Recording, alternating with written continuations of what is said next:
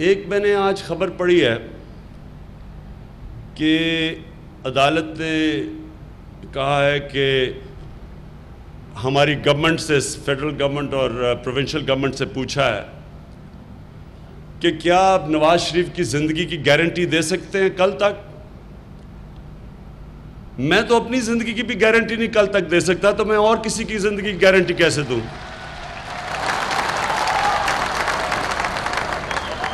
ہمارے دین میں تو اللہ نے کہا ہے کہ زندگی موت اس کے ہاتھ میں ہے۔